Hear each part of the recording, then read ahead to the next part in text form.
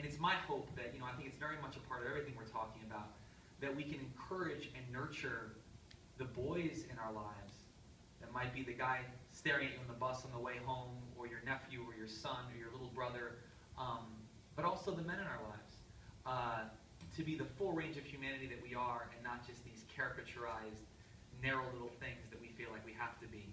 And so this poem that, to close this out, is called Love Poem to My Younger Self. And it goes like this. Everything inside of you was floodlit. Infinite as daybreak. You were boisterous and bold, sensitive and soft, arms open to anything that would hold you. You were a cascade of offerings, a toothy overbite smile that even with headgear on could not be dimmed if you tried, and you cried a lot at the end of the movie E.T. Like that little alien was your best friend, or at least the family pet. All of your cousins made fun of you.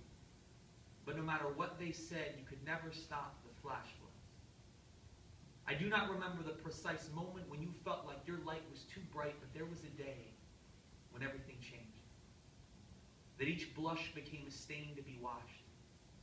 That tenderness became a curse to exorcise from your quivering throat, to tears became sudden proof that you were worthless.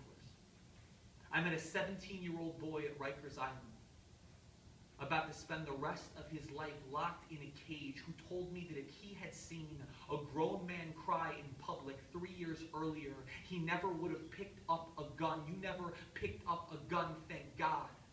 But for most of your life, you were a bomb waiting to explode. Who's to say you were not a breath away from being a 17-year-old staring down a life sentence? You were just like him.